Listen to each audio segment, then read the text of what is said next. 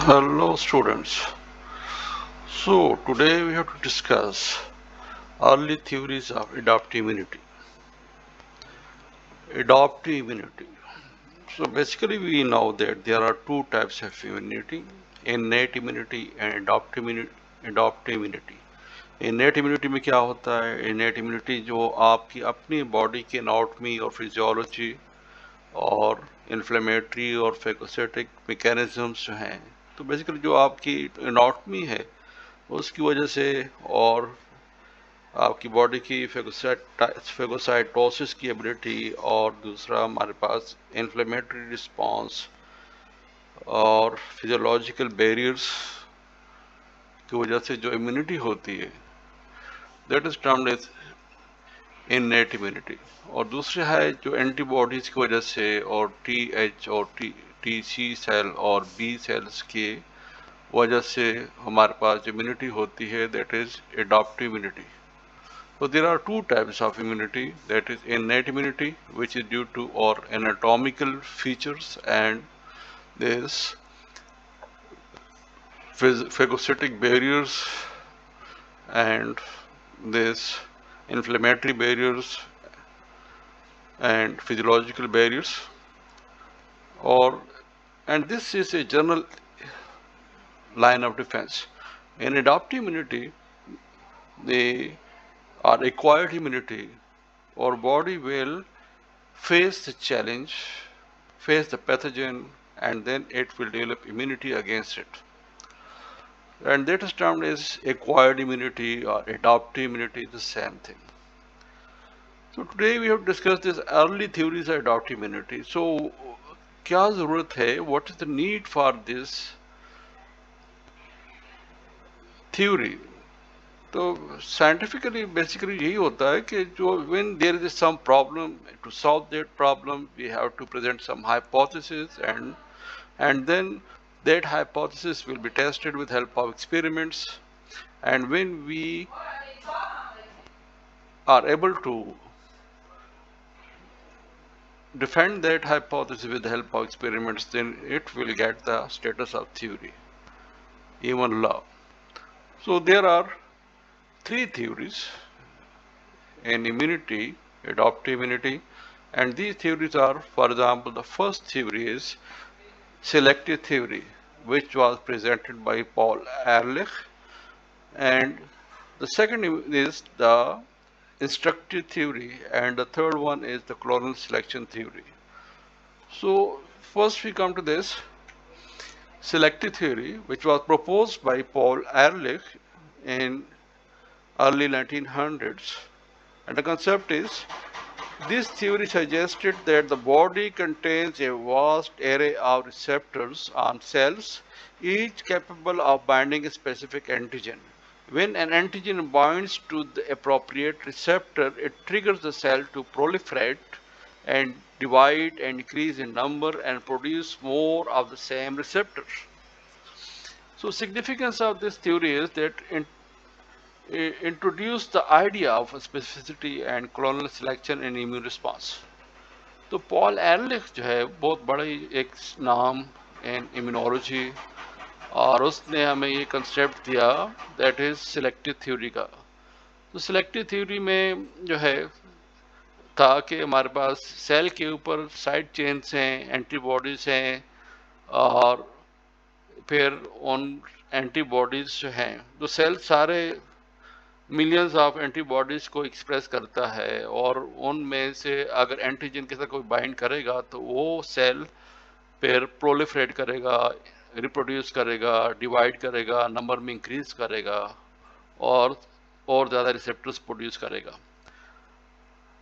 तो एक बहुत एडवांस सा कंसेप्ट था, मगर इसमें प्रॉब्लम ये था कि क्योंकि हमारे ह्यूमन जीनोम में कुछ बुक्स में लिखा होता है कि 30,000 जीन्स हैं, 40,000 जीन्स हैं, तो 40,000 जीन्स तो इट्स नॉट पॉसिबल कि उतने ज़्यादा millions of different types of antibodies produce कर सकें।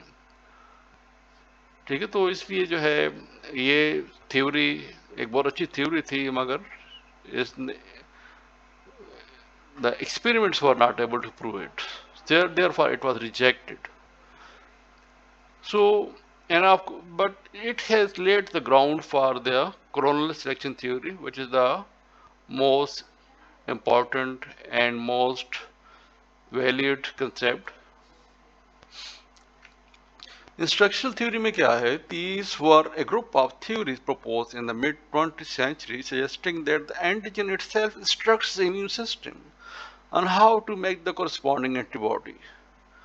कि हमारे पास एंटीजन आएगा और सेल को डायरेक्ट करेगा, इंस्ट्रक्ट करेगा कि आप जो है कोई उसके ऊपर कोई रिसेप्टर मॉलिक्यूल्स होंगे वो उनको मोल्ड करेगा, ठीक है? तो proposed by Linus Pauling and others, concepts are antigens act as templates around which antibodies are molded. Problem क्या है? Problem could not explain the pre-existence of diverse antibodies before antigen exposure. मगर इसमें एक concept था कि it was not able to defend itself and there was no experimental support for this experiment, therefore it was rejected. कैसे नहीं हो सकता? Therefore, we come to the third theory, that is clonal selection theory, which was proposed by Frank McFarlane Burnett in 1957. And the concept is that each lymphocyte bears a unique receptor for a specific antigen or epitope or antigenic determinant. Upon encountering its specific antigen, that lymphocyte is activated and clonally expands to produce effector and memory cells. This is the foundation of modern adaptive immunity and explains the specificity, memory, and self-tolerance. And we know that the specificity, memory, self-tolerance are the attributes of the adaptive immunity. तो इसमें concept में है कि हमारे पास मैकफार्लान्स ने 1953 ने present किया और बेसिकली आप कह सकते हैं कि जो पॉल एरलिख की जो थ्योरी है सिलेक्टिव थ्योरी, उसकी एक मॉडर्न फॉर्म है। तो इसमें आपसे कह रहे हैं कि हमारे पास इम्यून सिस्टम हमारा के स्टेम सेल्स हैं, हेमेटोपोएटिक स्टेम सेल्स, और हेमेटोपोएटिक स्टेम सेल्स जो हैं वो उनमें जीन रीअरेंजमेंट्स होंगे और नए नए जो हमारे पास कॉम्बिनेशंस बनेंगे और नए नए बी सेल्स प्रोड्यूस करेंगे और there will be about 10⁸ different types of B cells, which each one will have different idiotype or antibody on it, which will have a specificity for a specific epitope to bind with. तो इसमें है कि हमारे पास mature B sales हैं, mature sales हमारे पास जब produce होंगे तो they will be about 10⁸ 100 million different types of B cells. It means 100 million different types of antibodies producing B cells will be produced. Each will have a specific antibody, and of course the number of antibodies will be about 500,000 on each cell. But all the antibodies on a cell should have the same the same antibodies which will be specific to bind with a specific epitope. So when by chance some antigen or immunogen come and it contacted a specific B cell, it will be selected, its clonal selection will take place and it will start to proliferate in number, it will start to increase in number, and rest of the cells which will not be selected, they will die away through the process of apoptosis. So then after this, when it will be activated due to binding of antigen, then it will proliferate, it will increase in number, and they will produce memory cells and it will produce plasma cells. And these plasma cells will produce about 2000 antibody molecules per second. Enormous amount of antibodies will be produced, and it will live there.